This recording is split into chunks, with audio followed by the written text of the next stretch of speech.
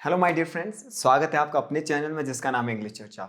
दोस्तों आज हम सीखने वाले हैं either, neither, each, every, none, all, इस तरह की चीज़ों को। और जिन्हें हम क्या कहते हैं, इन्हें हम कहते हैं डिस्ट्रीब्यूटिव प्रोनाउंस। और क्यों कहते हैं ये मैं आपको बताऊंगा, और साथ ही साथ हम इनके जो यूजेस हैं वो डिटेल में पढ़ने वाले हैं। आपको डेफिनेटली परेशानी होती ही होगी जब आप ईदर, नीदर या फिर मैं कहूँ आइदर, नाइदर का इस्तेमाल करते हो। साथ में अगर ईदर और आ जाए, नीदर नॉर आ जाए, नन ऑफ आ जाए, नन के बाद मतलब ये चीज़ें आपको कन्फ्यूजन क्रिएट करती ही होंगी।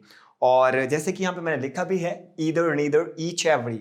ईच एवरी के केसेस में बहुत ईच एवरी के बारे में अगर मैं आपको बताऊं तो इसमें भी बहुत कन्फ्यूजन रहते हैं। सो ओवरऑल मैं ये कहने जा रहा हूँ कि ये एक डाउट क्लियरिंग सेशन आपके होने वाला है, आपके लिए होने वाला है।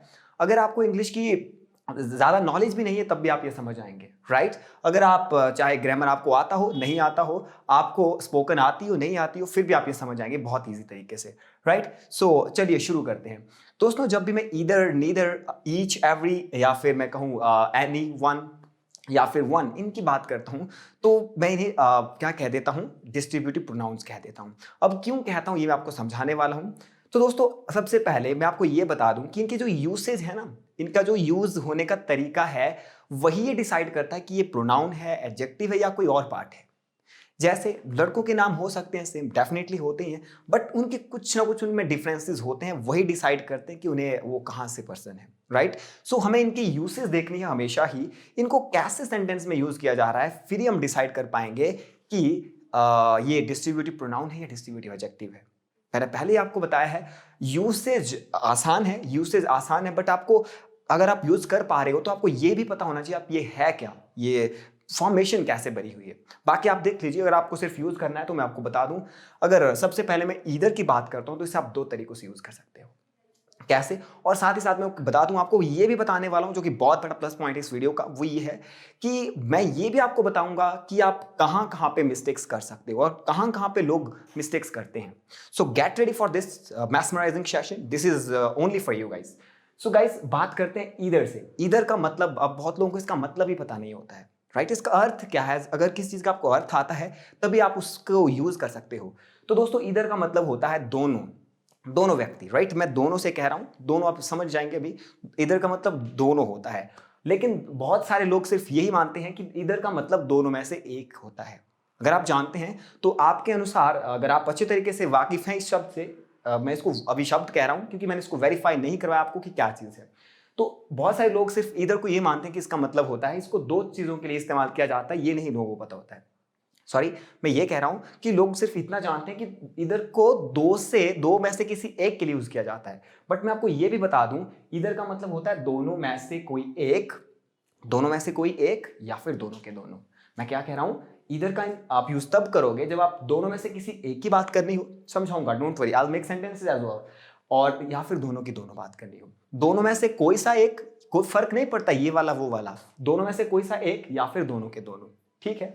तो ये हम ईदर की बात कर रहे हैं। और अगर बात नीदर की करें, बात नीदर की करें तो नीदर का मतलब होता है दोनों में से कोई नहीं। ध्यान से सुनना, अगर आप समझ पाओगे तभी आप इसको यूज कर पाओगे, राइट। फिर मैं आपको बहुत डिटेल में पढ़ाने वाला हूँ, ग्रामर के अंदर भी लेकर के जाऊंगा, आपको ये भी बताऊंगा ग्रामेटिकल टर्म्स को कैसे हम बोलते हैं, और आपको ये भी सिखाऊंगा कैसे आप इसको यूज कर सकते हैं, इन सभी चीजों को आप यूज कर सकते हैं, राइट। आप अपने हिसाब से देखना, अगर आपको ग्रामर की इंपॉर्टेंस लगती है तो ग्रामर के हिसाब से देखना, अगर आपको स्पोकन इंपॉर्टेंस है तो वो भी मैं आपको बताने वाला हूँ। दोनों ही हम मतलब ये करने वाले हैं, तीर से दो निशाने करने वाले हैं। So to kill two words with one stone, ऐसी ये फ्रेज बनती है, ऐसी ये कहावत बनती है, सॉरी, राइट। सो नीदर का क्या मतलब होता है, दोनों में से कोई नहीं। अब बात आती है वन, सभी जानते हैं वन का मतलब एक होता है, तो बट इसको यूज करने का जो ढंग होता है वही बहुत न्यारा है आपस में, मतलब वही एक इसको स्पेसिफिक बना देता है। अब देखो दोस्तों, एवरी की बात करते हैं। एवरी का मतलब क्या होता है, हर एक। एवरी का मतलब हर एक होता है, प्रत्येक होता है, ये ही तो मीनिंग होता है ईच का भी, हर एक, प्रत्येक। बट यूज कैसे किया जाए, बहुत बार जनरली मैंने देखा है लोगों को कंफ्यूजन रहता है कि ईच और एवरी में क्या डिफरेंस है। और मीनिंग पर जाएं तो दोनों के मतलब प्रत्येक या फिर हर एक, प्रत्येक या फिर हर एक होते हैं, राइट। अगर बात नन की जाए तो ये भी एक बहुत पेचीदा सा एक टर्म है, मैं आपको बताऊंगा कैसे इसे यूज करना है। इसका मतलब होता है कोई भी नहीं।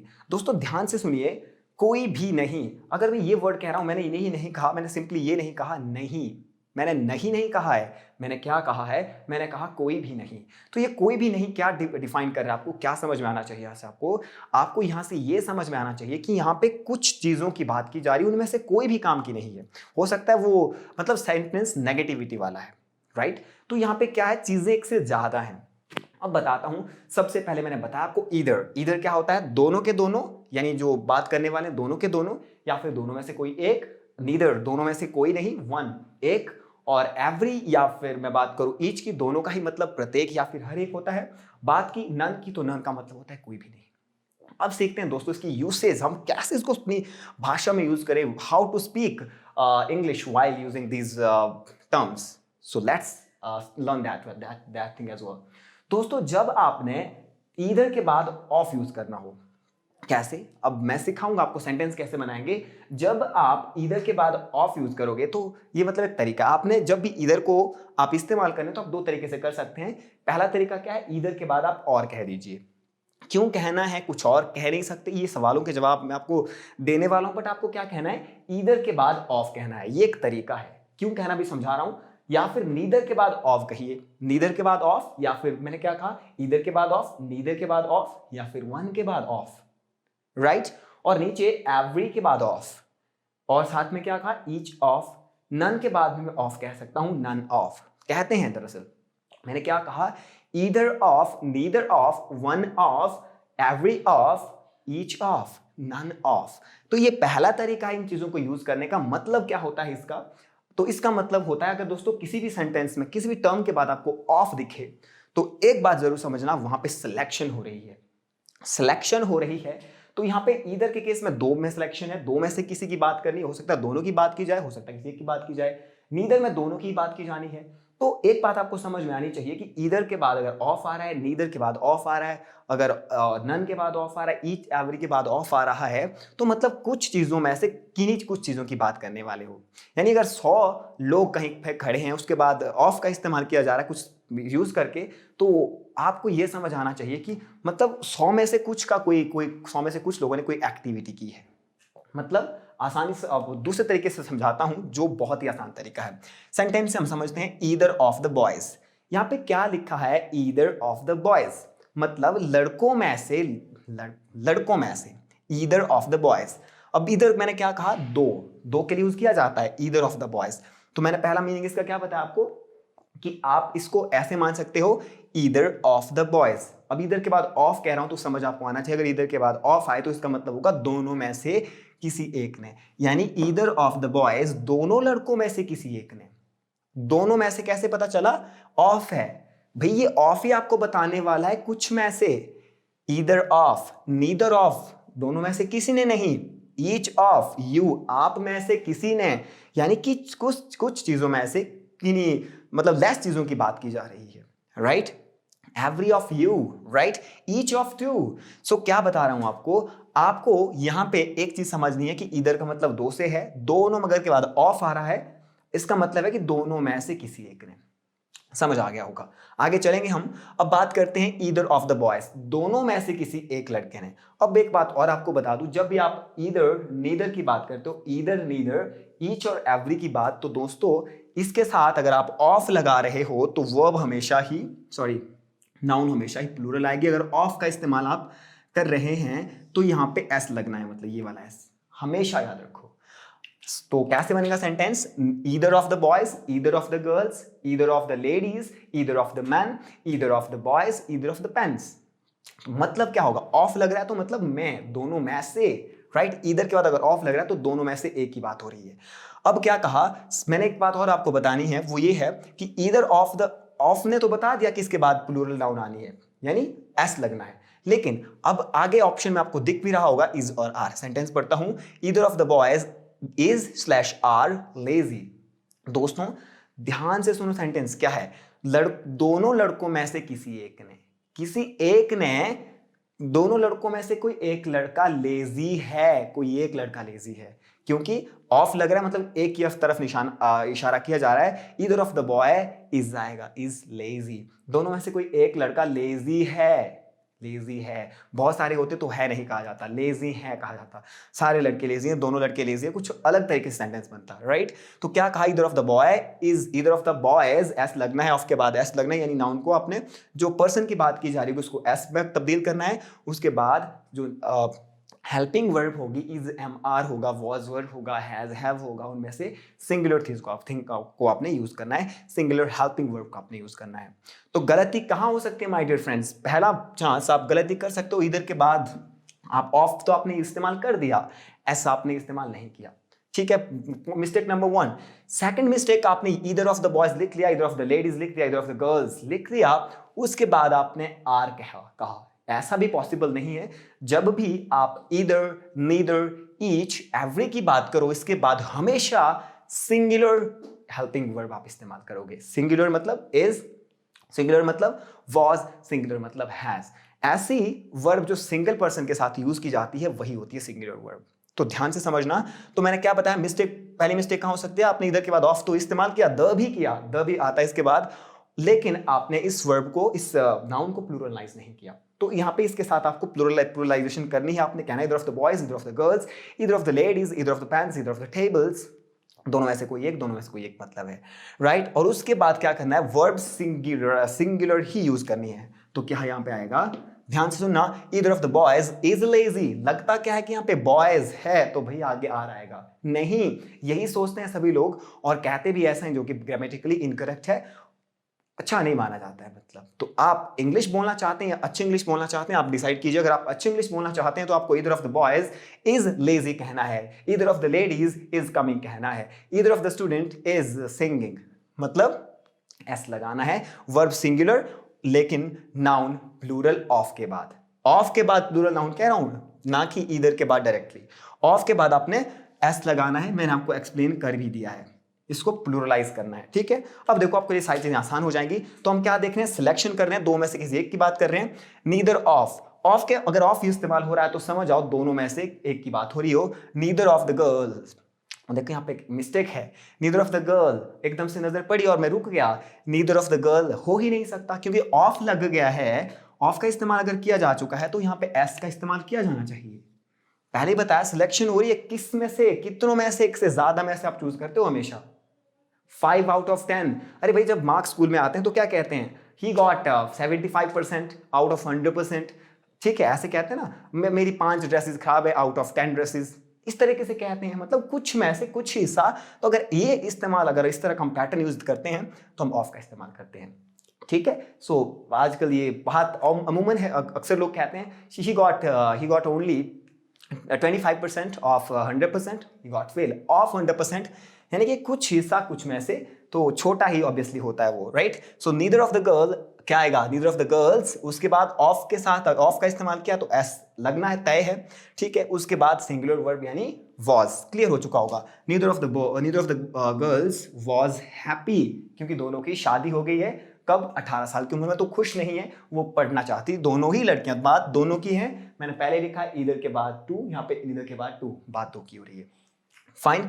आगे देखिए, नीदर ऑफ द गर्ल्स, अब ये भी नीदर के बाद यहाँ पे, अब ऑफ के बाद आपने इसको प्लूरलाइज कर दिया है, वर्ब्स भी सिंगुलर इस्तेमाल कर लिए, बहुत बढ़िया, ठीक है। लेकिन ये नॉट नहीं कहना है, फिर दोनों में से दोनों लड़कियां अच्छी नहीं है, कुछ इस तरह से बनेगा।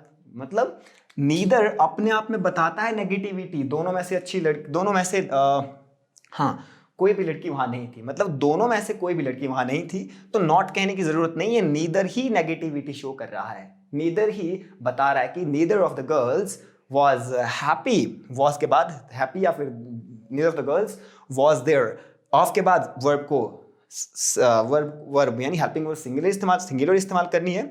अगर नाउन्स की बात की जाए तो उसे प्लूरलाइज करना है, राइट। तो ये यहाँ पे यूज नहीं होना है। क्या बनेगा sentence, neither of the girls was there, दोनों में से कोई भी लड़की वहां पे नहीं थी। किसी पार्टी की बात हो रही है, किसी जगह की बात हो रही है कि वहां पे दोनों ही लड़कियां नहीं थी, मैंने उन दोनों लड़कियों को बुलाया था लेकिन दोनों ही लड़कियां वहां पे नहीं थी। Neither of the girls was there, right. तो neither of the girls was there, इस तरह से बनेगा, दोनों ही लड़कियां वहां पे नहीं थी, मतलब, राइट। अच्छा ठीक है, ओके, आगे देखते हैं। ईदर ऑफ यू, अब देखो ईच है, ईच ऑफ यू, तो आप बहुत सारे हैं, आप में से किसी, ईच का क्या मतलब होता है? प्रत्येक। तो आप में से प्रत्येक की बात की जा रही है, तो वर्ब तो डेफिनेटली सिंगुलर होगी, जो कि यहां पे लिखी जाएगी अभी। इज और आर की बात करता हूं। ईच ऑफ यू, आप में से जो आप वीडियो देख रहे हो, each of you is intelligent होगा। क्या होगा? Each of you is intelligent. लोग क्या सोचेंगे? Each of you are intelligent, impossible है, होगा ही नहीं, right? Each of you is intelligent. अच्छा, every of you, every of you, तो आप में से सभी लोग इंग्लिश सीख रहे हैं, प्रत्येक इंसान इंग्लिश सीख रहा है। Every of you is learning English. अब जो परेशानी आएगी वो यहां आएगी कि एवरी और ईच में डिफरेंस क्या है। दोनों का ही मतलब प्रत्येक है, प्रत्येक प्रत्येक। तो मैं आपको बता दूं, एवरी और ईच का इस्तेमाल आप तब करोगे जब चीजें दो से ज्यादा होंगी। लेकिन जो ये ईच है, इसका इस्तेमाल आप दो के लिए भी कर सकते हो। कैसे? ईच ऑफ यू, पता नहीं है, बहुत सारे हैं, दो से ज्यादा की बात हो रही है। अगर ईच ऑफ यू का है, दो से डेफिनेटली ज्यादा ही होंगे, राइट? एवरी ऑफ यू, यहां भी आपको पता नहीं चल रहा है कितने, मतलब दो से ज्यादा हो सकते हैं। लेकिन ईच के बारे में मैंने क्या बताया, ईच को आप दो के लिए इस्तेमाल कर सकते हो, मतलब वही है प्रत्येक या फिर हर एक। लेकिन ईच का इस्तेमाल दो लोगों के लिए किया जा सकता है, दो चीजों के लिए किया जा सकता है, मतलब दो ऑब्जेक्ट्स के लिए किया जा सकता है। तो ईच ऑफ यू कहते हैं तो पता नहीं चल रहा कितने पर्सन, लेकिन इसको मैं रिप्लेस कर सकता हूं एवरी ऑफ यू, ठीक है? अगर मैं दूसरे शब्दों में ये कहूं, अगर दो की मैं, जो मैंने कहा कि आप ईच का इस्तेमाल दो के लिए कर सकते हो, तो आप कह सकते हो each of the to girls is absent. Each of the to girls is absent. दोनों ही लड़कियां, मतलब दोनों में से प्रत्येक लड़की एब्सेंट है। तो ईच का इस्तेमाल कहां किया जा सकता है? दो चीजों के लिए किया जा सकता है, लेकिन एवरी का इस्तेमाल नहीं किया जा सकता। यही डिफरेंस है ईच एंड एवरी में। सो यहां पे भी आप प्लीज एरर ना करें, यहां पे भी मिस्टेक हो सकती है। तो ईच दो चीजों के लिए इस्तेमाल किया जा सकता है, एवरी नहीं किया जा सकता। इसीलिए यहां पे सेंटेंस लिखा भी गया है, each of the two students gets a prize. अब ठीक है, मैंने कहा ऑफ आया तो इसके बाद ऐसा आना चाहिए, आ गया भाई, ठीक है? आपने नाउन को प्लूरल कर दिया, यानी आपने एक से ज्यादा लोगों की बात कर दी, क्योंकि तभी में से कुछ उसी, तभी तो आप कुछ, मतलब बड़े हिस्सों में से आप छोटे हिस्सों की बात कर सकते हो। 100 out of 50, sorry 50 out of 100, इस तरीके से, राइट? और अब देखो, लेकिन वर्ब सिंगुलर कैसे की? एस लगा है यहाँ पे, तो आप जानते हैं गेट्स, ही गोज, ही के बाद जो गोज लग रहा है वही बताता है कि ही एक सिंगुलर चीज है, और उसके बाद जो वर्ब लगी है वो भी सिंगुलर है। तो क्या सेंटेंस बनेगा? Each of the two students gets a prize. दोनों में से प्रत्येक को एक प्राइज मिला, यानी अलग अलग से प्राइज मिला उन्हें। तो क्या कहा? Each of the students gets a prize, each of the two students gets a prize. ये सेंटेंस बना। तो कंक्लूजन के तौर पे क्या कह रहा हूं कि ईच का इस्तेमाल आप दो के लिए कर सकते हैं, लेकिन एवरी का नहीं, और ज्यादा के लिए तो यूज किया ही जाता है। Each of the girls, each of the boys, every of the boys, every one of the boys, in that way आप यूज करते ही हैं, राइट? सो क्या कहा? ईदर के बाद ऑफ इस्तेमाल कीजिए, ऑफ के बाद आपने चीजों को प्लूरलाइज करना है, यानी जो भी आप यूज करने वाले हो, पर्सन की बात करने वाले हो, चीजों की बात करने वाले हो, उनको प्लूरल करो। Each of the girls, each of the boys, neither of the boys, neither of the girls, neither of the ladies, जैसे कि मैंने आपको कहा, neither of the teachers, neither of the students, in that way। Of के बाद S, और उसके बाद जो मेन चीज है वो वर्ब को सिंगुलर रखना है। किन केसेस में? चार केसेस में, either, neither, each and every के केसेस में। और जो सबसे बड़ी दुविधा आती है, फिर दोबारा दुविधा है, वो है नन के केस में। नन के बाद आप इज भी लगा सकते हो, नन के बाद आप आर भी लगा सकते हो। नन ऑफ, देखो जैसे कि यहाँ पे सेंटेंसेस भी है, none of the books dash good, none of the books dash dash good.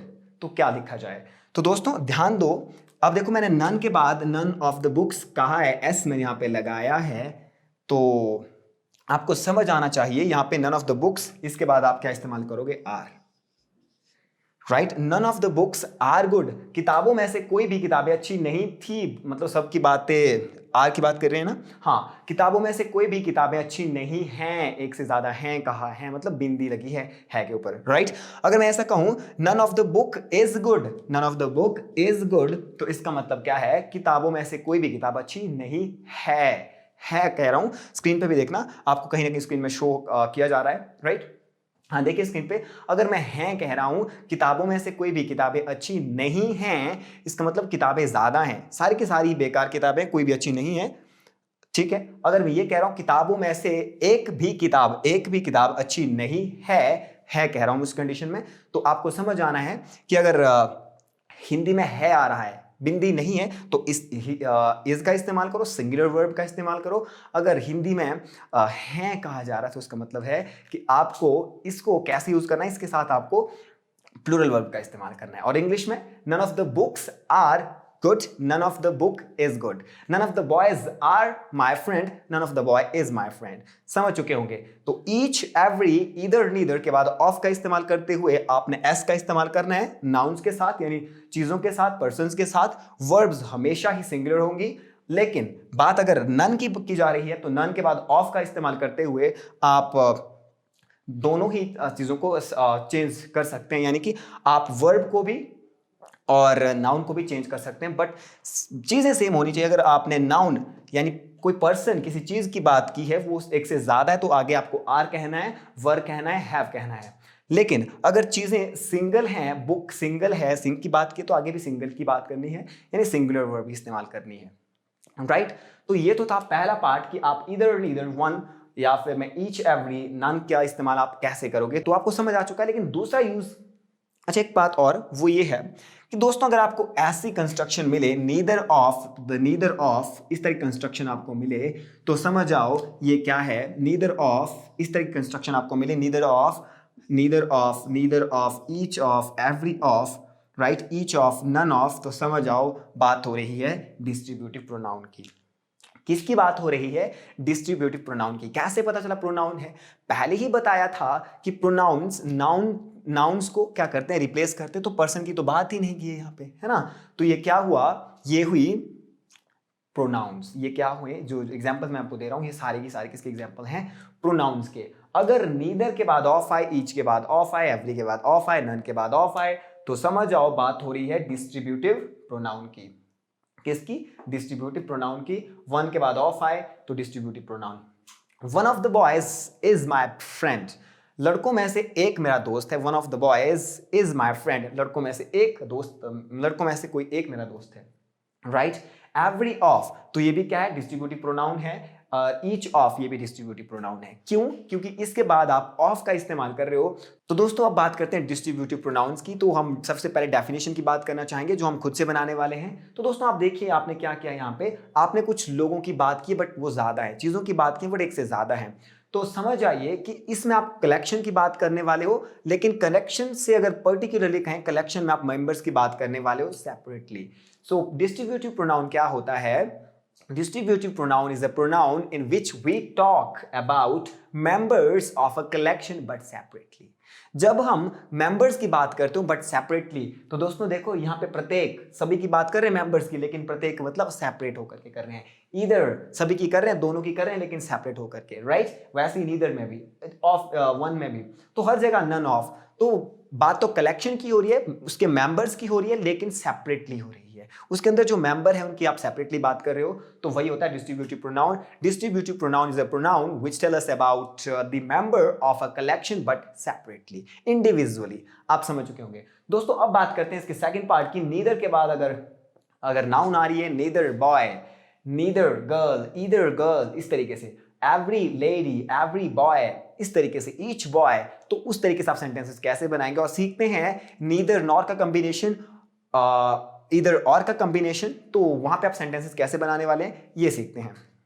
चलिए दोस्तों अब बात करते हैं वीडियो के सेकंड पार्ट की, जो है कि अगर ईदर, नीदर, एवरी, ईच के बाद यदि नाउन आ जाए, यानी ईच, एवरी, ईदर, नीदर के बाद किसी वस्तु, व्यक्ति के बारे में बात की जाए। जैसे यहां पे है ईदर के बाद किसके बात कही?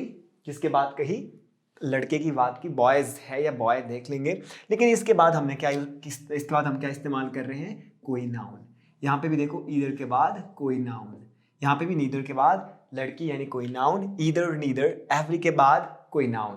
पहले क्या था? पहले हम क्या कर रहे थे? ईदर के बाद of, either of the boys, either of the girls, neither of the boys, neither of the girls, each of the boys, ऐसे हम बात कर रहे थे। लेकिन अब क्या है, इसके बाद डायरेक्टली हम चीज़ों की बात कर रहे हैं, पर्सन्स की बात कर रहे हैं।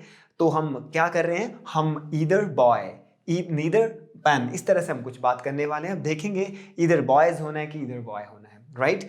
सो अब हम क्या कर रहे हैं? ईदर, नीदर, ईच और एवरी के बाद डायरेक्टली नाउन का इस्तेमाल कर रहे हैं। तो अगर नाउन की बात की जा रही है, आप जानते हैं अगर नाउन के बारे में कोई चीज जानकारी दे रहा है तो वो क्या बन जाता है, एडजेक्टिव बन जाता है। तो यहाँ पे ईदर क्या बन रहा है, एडजेक्टिव बन रहा है। पेन के आगे पेन एक नाउन है, इसके बारे में कोई कौन इंफॉर्मेशन दे रहा है, ईदर। तो आप जानते हैं जो पर्सन, जो मतलब कोई भी वर्ड हमें नाउन के बारे में इंफॉर्मेशन दे वही होता है ईदर, राइट। अगर दूसरे शब्दों में कहें कि नाउन में यदि कुछ जोड़ा जाए तो वो क्या, नाउन के मीनिंग में यदि कुछ जोड़ा जाए तो वो भी एडजेक्टिव होता है, राइट। तो यहाँ पे थोड़ा सा दूसरे तरीके से हम समझेंगे कि ऐसा वर्ड जो नाउन के बारे में इंफॉर्मेशन दे रहा है वो है एडजेक्टिव। तो यहाँ पे आपको क्या समझना, सबसे पहले आपको ये समझना है कि यहाँ पे आप डिस्ट्रीब्यूटिव एडजेक्टिव की बात कर रहे हो, ना कि डिस्ट्रीब्यूटिव प्रोनाउन की। दोस्तों डिस्ट्रीब्यूटिव प्रोनाउंस में क्या है, neither, either, each and every के बाद ऑफ है, लेकिन इसके बाद क्या है, ईदर, नीदर, ईच और एवरी के बाद डायरेक्टली आप इस्तेमाल करने वाले हो नाउन। यही तो होता है एडजेक्टिव, जो इंफॉर्मेशन देता है किसके बारे में, नाउन के बारे में। और दूसरी ओर प्रोनाउन क्या होता है, जो नाउन को हटा ही दे, राइट। वहां पे ईदर ऑफ है, ईदर नीदर के बाद ऑफ आ रहा है, ईच के बाद ऑफ आ रहा है, तो इसलिए वो डिस्ट्रीब्यूटिव प्रोनाउन है, राइट दोस्तों। तो चलिए अब देखते हैं सेंटेंस। तो यहाँ पे थोड़ा सा आपको एक्सप्लेन कर दे रहा हूँ कि ईदर के बाद हमने पहला पार्ट कर लिया। ईदर के बाद ईदर दो तरीके से यूज किया जा सकता है, ईदर ऑफ, ये तो हमने सीख लिया, नीदर भी सीख लिया, neither of, one of the boys, ये बहुत आसान है, ज्यादा मैंने एक्सप्लेन नहीं किया। तो एवरी की बात मैंने की थी, एवरी के बाद यदि ऑफ आ रहा है तो आप मतलब आप इसे डिस्ट्रीब्यूटिव प्रोनाउन की तरह यूज कर रहे हो। ईच के बाद ऑफ आ रहा है तो डिस्ट्रीब्यूटिव प्रोनाउन की तरह यूज कर रहे हो। अब दोस्तों अब क्या कर रहे हैं हम, अब इसका दूसरा पार्ट पढ़ रहे हैं हम, पार्ट नंबर 2। यानी अब ईदर, नीदर, ईच और एवरी के बाद क्या आ रही है, नाउन आ रही है, किसी व्यक्ति, वस्तु या जगह की बात की जा रही है। तो ऐसा यदि हो तो वो डिस्ट्रीब्यूटिव प्रोनाउन ना हो करके क्या हो जाता है, डिस्ट्रीब्यूटिव एडजेक्टिव हो जाता है, डिस्ट्रीब्यूटिव एडजेक्टिव हो जाता है, राइट दोस्तों। तो क्या हो जाता है वो, डिस्ट्रीब्यूटिव एडजेक्टिव, ठीक है, क्योंकि यहाँ पे हम नाउन्स की बात कर रहे हैं, ईदर बॉय। अच्छा अब थोड़ा सा इसकी फॉर्मेशन देखने की, इसको कैसे यूज करेंगे स्पीकिंग में, कैसे यूज करेंगे ग्रामर में। तो दोस्तों यहाँ पे आपको मैंने पहले ही कहा है कि ईदर, नीदर, ईच, एवरी ये सिंगुलर हैं। तो वहां पे क्या बताया था, ईच और एवरी, नीदर के बाद यदि ऑफ आ रहा है तो वहां पे आपने जो नाउन्स है यानी जो वस्तु है, पर्सन है, उनको प्लुरलाइज करना है। लेकिन यहाँ ऐसा नहीं है, आपको यहाँ इनको सिंगुलर ही रखना है, क्योंकि सिंगुलर ही नेचर में होते हैं। ईदर का मतलब क्या होता है, ईदर का मतलब दोनों होता है या दोनों में से कोई सा भी एक। तो यहाँ जैसे कि लिखा है, पहले क्या कहा, ईदर ऑफ द बॉयज यानी दोनों में से कोई एक, लेकिन यहाँ पे कह रहे हैं ईदर बॉय, दोनों में से प्रत्येक। तो कुछ ऐसी सेंस मिलेगी, दोनों की बात की जा रही है लेकिन इंडिविजुअली बात की जा रही है।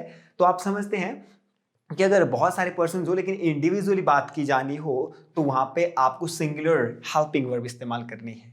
क्यों, क्योंकि बात तो दोनों की जा रही है। मैं मान गया आपकी बात की, बात दोनों की जाती है, की जा रही है। ईदर पेन, नीदर गर्ल्स होना चाहिए कि दोनों लड़कियां, लेकिन ऐसा नहीं है, दोनों की बात सेपरेटली की जा रही है। अब जरा ध्यान से सोचिए, ईच बॉयज कैसे हो सकता है, प्रत्येक लड़कों कैसे हो सकता है, प्रत्येक प्रत्येक प्रत्येक प्रत्येक स्टूडेंट्स कैसे हो सकता है, प्रत्येक छात्रों कैसे हो सकता है। तो क्या हो सकता है, प्रत्येक छात्र, राइट, प्रत्येक लड़का या प्रत्येक लड़की या प्रत्येक छात्र, प्रत्येक आदमी या प्रत्येक वुमन, राइट, ऐसे हो सकता है। तो कहने का मतलब क्या है, कहने का मतलब क्या है कि ईच, ईदर, नीदर के बाद आपको क्या करना है, सिंगुलर नाउन इस्तेमाल करनी है। सिंगुलर नाउन मतलब आपको चीजों को सिंगल रखना है। यानी अगर आप बॉय लगा रहे हो, लड़की किसी की बात कर रहे हो, पर्सन की बात कर रहे हो, किसी की भी बात आप कर रहे हो, तो उसमें ऐसा आपने नहीं लगाना है, राइट। आप समझ चुके होंगे। तो यहाँ पे ईदर बॉय का क्या मतलब है, दोनों लड़के, राइट। पता नहीं कौन से लड़के, लेकिन दोनों लड़के इजी है, लेकिन आर इस्तेमाल आप नहीं करोगे क्योंकि दोनों की बात की तो जा रही है लेकिन सेपरेटली। यानी दोनों में से प्रत्येक लड़का क्या है, लेजी है। Neither boy is lazy, sorry, either boy is lazy, neither boy is lazy भी हो सकता है, दोनों में से कोई भी लड़का लेजी नहीं है, राइट। अब देखिए ईदर, तो गलती कहां हो सकती है, या तो यहां पे आप ऐसा कर दो, ईदर बॉयज, यही गलती करते भी हैं लोग, यही गलती करते भी हैं, ईदर बॉयज। अच्छा चलो ये यहां से निकल गए, तो ईदर के बाद बॉय कह दिया। दूसरे स्टेप पे आप कहां गलती कर सकते हैं, ईदर बॉय के बाद are, either boy are happy, तो ये भी गलत है, ईदर बॉय आर लेजी, ऐसे नहीं हो सकता, it's not possible, right? Then what you need to say, you got to say either boy is happy, either boy is lazy, इस तरीके से either boy has come, neither girl is dancing, north का हम use सीखने वाले हैं अभी, right. सो क्या सीखे, neither either boy, हाँ, is lazy, either pen is good, तो नाउन का इस्तेमाल कर रहे हैं आप, लेकिन जो वर्ब है, नाउन यहाँ पे दोनों ही सिंगुलर रहनी है, मतलब सिंपल सी बात है, नाउन और वर्ब दोनों ही सिंगुलर रहनी है, right. Neither girl has come, यहाँ पे हैज आएगा क्योंकि कोई भी लड़की नहीं आई है, कोई भी एक लड़की नहीं आई है, कहने का मतलब है बात तो दोनों की जा रही है कि दोनों में से कोई नहीं आई, लेकिन प्रत्येक यानी इंडिविजुअली बात की जा रही है, दोनों को सेपरेट करके बात की जा रही है। Try to understand, try and understand कि बात तो एक से ज्यादा लोगों की हो रही है, लेकिन हो कैसे रही है, सेपरेटली, अलग अलग से। तो वर्ब और नाउन सिंगुलर रहनी है, दोनों ही सिंगुलर रहनी है, राइट। समझ चुके होंगे आप, right, okay fine. Neither pen, बोलो इज होगा या वॉज होगा, दोनों ही हो सकते हैं, जो चाहे आप कह सकते हैं। Neither pen is working nor neither pen is working nor sorry neither pen was working, ठीक है, मतलब आर या वर हो ही नहीं सकता, that's for sure, right. Every boy या तो इज हो सकता है या तो वॉज हो सकता है, प्लूरल तो हो ही नहीं सकता। एवरी बॉय प्रत्येक लड़का है, तो आगे कैसे लग सकता है, प्रत्येक लड़का रो रहे हैं, ऐसे बन सकता है कुछ। हिंदी में भी झांक करके देखिए, प्रत्येक लड़का रो रहा है, राइट, प्रत्येक लड़का रो रहा है, प्रत्येक लड़की डांस कर रही है, ये कहते हैं। प्रत्येक लड़का डांस कर रहे हैं, ऐसे कैसे हो सकता है, प्रत्येक लड़का डांस कर रहे हैं। प्रत्येक लड़की नाच रहे हैं, ऐसे कैसे हो सकता है ना, प्रत्येक लड़की नाच रही है, यानी एक है पर्सन, काउंट करने में एक है लड़का, काउंट करने में एक है लड़की। तो obviously you should know we all should use singular verb and with that singular noun too. So हम क्या करने वाले हैं, सिंगुलर नाउन और सिंगुलर वर्ब इस्तेमाल करने वाले हैं। अगर समझ नहीं पा रहे हो कि सिंगुलर नाउन क्या होती है, ऐसा पर्सन, ऐसा व्यक्ति, ऐसी व्यक्ति, यानी व्यक्ति की बात करोगे, चीजों की बात करोगे या फिर थिंग्स की बात करोगे, तो वहां पे क्या है, आपने सिंगल रखना है। मतलब every pen is working well, every book is useful, तो एवरी के बाद बुक्स मत कह देना, ठीक है, गलती से भी, राइट। तो ये है ईच बॉय या फिर चाइल्ड इज यूनिक होगा, right. Each boy slash child is unique होगा, भाई हर कोई इंसान अपने आप में यूनिक है, right. Every boy was crying, कब रो रहा था, जब when the teacher departed. In that case neither pen is working या वॉज वर्किंग, कुछ भी कह सकते हैं, दोनों ही चल पड़ेंगे। ईच स्टूडेंट्स गेट सरप्राइज, प्रत्येक छात्रों को, ऐसे कैसे हो सकता है, प्रत्येक छात्रों को प्राइज मिलता है, प्रत्येक छात्र को प्राइज मिलता है, ऐसे होता है। सो हमें क्या करना है, स्टूडेंट्स का एस रिमूव कर देना है, तो क्या बनेगा, ईच स्टूडेंट गेट सरप्राइज। गलती से भी ईच स्टूडेंट्स नहीं कहना है, जैसे कि मैंने कहा था गलती से। और माय डियर फ्रेंड्स, अब बात आती है कि कैसे बात करें ईदर और नीदर नॉर की। बहुत बार आपने देखा है कि लोग इनको यूज करते हैं और आप उनकी तरफ मतलब आपका ध्यान उनकी तरफ जाता होगा, राइट, ऑब्वियसली होता होगा। अच्छे सेंटेंसेस ही, मतलब ये सेंटेंसेस को क्या करते हैं, जोड़ते हैं, तो इसी वजह से इन्हें क्या कहा जाता है, कंजंक्शंस। तो कंजंक्शन मतलब ये जोड़े जाते हैं, इनका काम होता है जोड़ना। कंजंक्शंस मतलब जो सेंटेंसेस को जोड़ते हैं, शब्दों को जोड़ते हैं, तो इनका काम जोड़ने का होता है। जैसे यहाँ पे क्या किसको जोड़ा है, ईदर राम और श्याम, यानी राम और श्याम के बारे में बात की गई है, तो दो सेंटेंसेस को जोड़ा है। तो इस तरह से भी ईदर और नीदर का इस्तेमाल किया जा सकता है, बहुत ही इंपॉर्टेंट चीज है, हाउ टू यूज दिस। और मैं एक बात आपको जरूर बताना चाहूंगा, वो क्या है कि अगर ऑफ लग रहा है तो आपने नीदर ऑफ द बॉयज यानी प्लुरलाइज करना है, वहां पर ऑफ के बाद आपको नाउन्स को प्लुरलाइज करना है। अगर आप इधर ईच एवरी के बाद डायरेक्टली नाउन कह रहे हो तो वो सिंगुलर होगी। बहुत ही इंपॉर्टेंट बात है, प्लीज ध्यान दें यहाँ पे, राइट। अब बात करने वाला हूं ईदर नीदर और इसके साथ नॉर की। तो दोस्तों एक कॉम्बिनेशन हमेशा फॉलो किया जाता है जब आप इस तरह के सेंटेंसेस बनाते हो। राम या श्याम जा रहा है, तो देखना यहाँ पे सेंटेंस क्या है, ईदर राम और श्याम। अच्छा ठीक है, दो लड़के हैं, कौन, एक राम और श्याम, उन्होंने बहुत कुछ नया किया है, अब ये नहीं पता क्या किया है, तो ये राम या श्याम ने किया है, तो बीच में क्या कहा जा रहा है, या। ये जो या है यही तो कंजंक्शन है, यही तो जोड़ता है सेंटेंसेस को। तो क्या कहा, राम। और दोस्तों और का मतलब यहाँ पे एंड नहीं है, यानी और का मतलब यहाँ पे या है, हिंदी वाला ये या है। तो बहुत लोगों को भी इसमें भी डाउट हो सकता है ये क्या है, और या है। और जो हिंदी का जो और है वो इंग्लिश का एंड है, ध्यान दीजिए प्लीज। जो हिंदी का और है वो इंग्लिश का एंड है, और जो इंग्लिश का और है वो हिंदी का या फिर अथवा है। समझ चुके होंगे आप। इधर राम और Shyam dash have done this. अभी तक हम क्या बात कर रहे थे कि ईदर और नॉर के ईदर और नीदर के साथ आपने सिंगुलर वर्ब भी लगानी है। याद कीजिए neither of the boys is था, राइट। यहाँ पे क्या है, ईदर बॉय उसके बाद भी यानी अब तक सिंगुलर ही था, लेकिन अब ऐसा नहीं होने वाला है।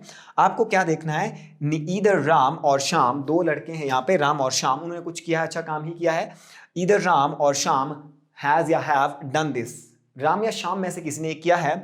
तो आपने किसकी बात करनी है, यहाँ पे आपने वर्ब प्लेस करनी है, तो आपने इसके नियरेस्ट सब्जेक्ट देखना है, इसके साथ वाला सब्जेक्ट देखना है। नियरेस्ट, साथ वाला, यानी सबसे नजदीक जो सब्जेक्ट है वो देखना है आपने। यहाँ दो तरह के सब्जेक्ट हैं, एक राम है, फर्स्ट सब्जेक्ट ये है, सेकंड क्या है, श्याम है।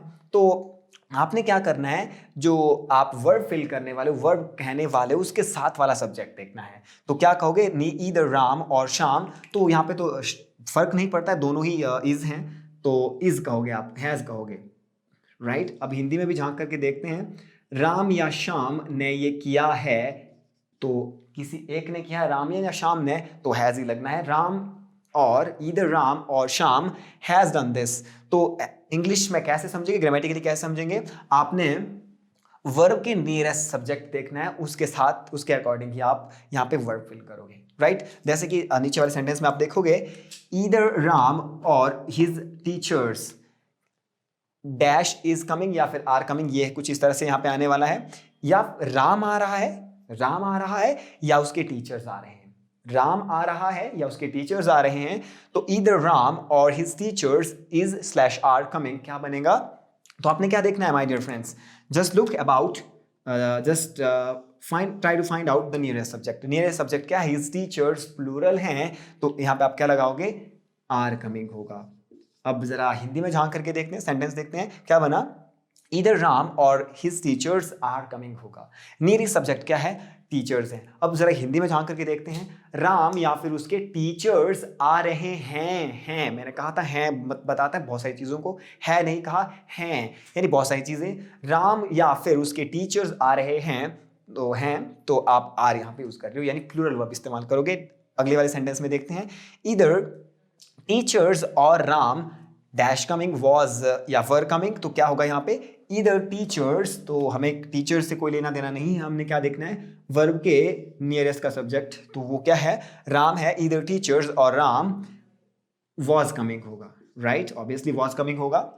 Neither people nor God dash help him, has में से कोई एक चीज चूज करनी पड़े, ना ही लोगों ने उसकी मदद की, ना ही भगवान ने उसकी मदद की, तो क्या आएगा यहाँ पे, आपने देखना है नियरेस्ट सब्जेक्ट। तो नियरेस्ट सब्जेक्ट क्या है यहाँ पे, गॉड है, तो neither people nor God has helped him, इस तरीके से आप सेंटेंस बनाओगे, right. Neither people nor God has helped him, ना ही भगवान ने ना ही लोगों ने उसकी मदद की, कुछ इस तरीके से।